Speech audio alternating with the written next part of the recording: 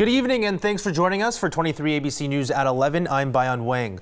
Earlier today, Kern County public health officials confirmed that 20 more residents tested positive for COVID-19. And here's a look at the latest breakdown.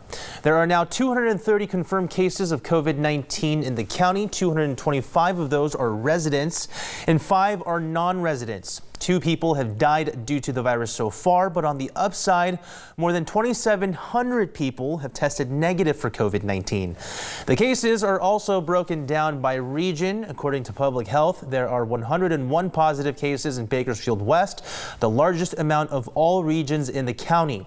70 confirmed cases are located at Bakersfield East, 39 in the Valley region, 6 in the Desert, and 7 in the Mountain region.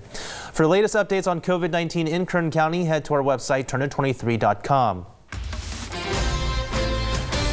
The U.S. is now bracing for what's being called a bad week ahead in the battle against the COVID-19 pandemic. There are over 337,000 cases confirmed in the U.S. with nearly 10,000 deaths. But health officials say the worst has yet to come. Mandy Gaither has the latest.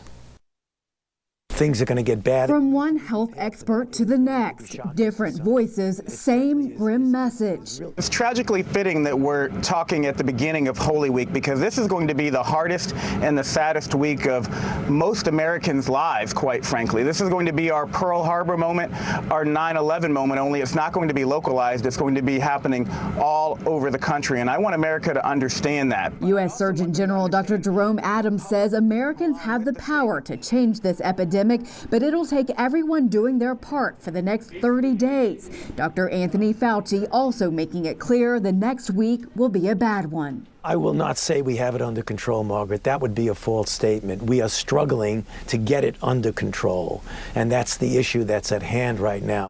At the center of this pandemic, some hopeful news from New York. Deaths are dropping for the first time, but it's still too early to tell if that means the spread is slowing. Still, the state's healthcare system is over capacity.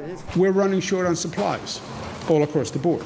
We're talking about 2 or 3 or 4 day supply, which makes the entire hospital system uncomfortable. As the U.S. reached a grim milestone this weekend of the most COVID-19 deaths in a day, President Trump says there's more to come. The next 2 weeks crucial in the fight to slow the spread. I'm Mandy Gaither reporting. White House Coronavirus Response Coordinator Dr. Deborah Birx says the next 2 weeks are not the time to be at the grocery store or pharmacy. It's the time to keep your family and friends safe. Stay at home.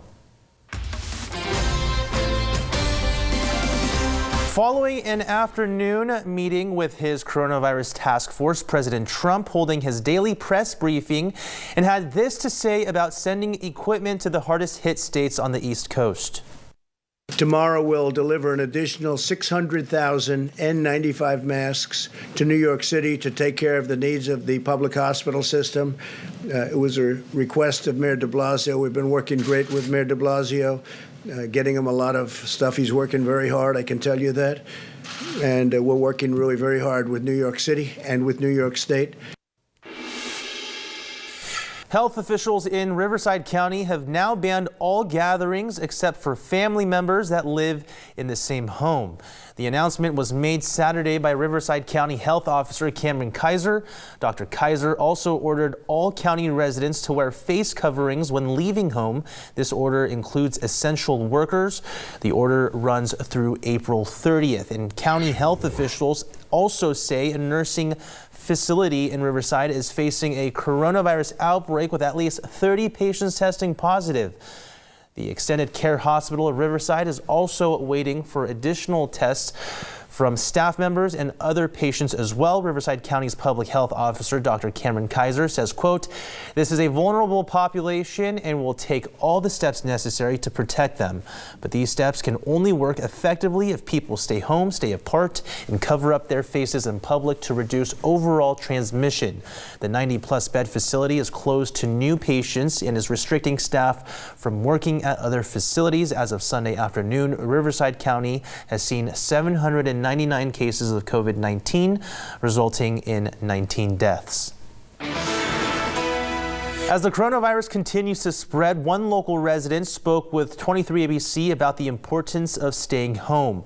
Chloe Dollar is a 17-year-old Bakersfield resident who was born with an immune deficiency. Chloe's condition means she's most at risk for developing life-threatening complications if she contracted coronavirus. She says she's worried about the amount of people she's still seeing outside for non-essential reasons. A recent study by Unicast gave Kern County an F on its social distancing efforts. Chloe told 23 ABC her sister works at a major retail store and has seen a lot of non-essential visitors. A lot of people have actually been going in to buy decor for their house for Easter, or like new clothes or clearance stuff. Is my life really as valued lowly as a 30-pack of plastic Easter eggs? And health officials recommend everyone to stay home unless necessary. And if you do go out for an essential reason, maintain a 6-foot separation from other people, including those at the supermarket. In some other news, the California Department of Corrections and Rehabilitation told 23 ABC News that a total of 185 local inmates will have their releases expedited. 58 of the inmates are set to be released to state parole, and the remaining 127 are set to be released to county probation. A CDCR spokesperson, Dana Simas, said the inmates were supposed to be released to Kern County within the next 30 to 60 days, regardless of the expedited release plan. On March 31st, CDCR estimated that up to 3,500 incarcerated people across the state would be eligible for expedited transitions to parole. Officials said this is all a part of their initiative to protect prison staff and inmates during the coronavirus pandemic. Mission Bank has announced they will participate in the Paycheck Protection Program, which is a federal loan program.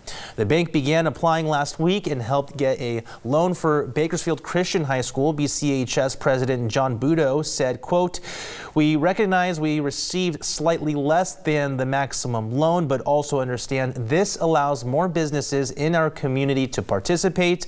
That makes sense to us. Under this program, Mission Bank expects loans can be made to approximately 225 to 250 local businesses in comparison to only 175 to 200 businesses. For more details on the program, go to our website, turner23.com.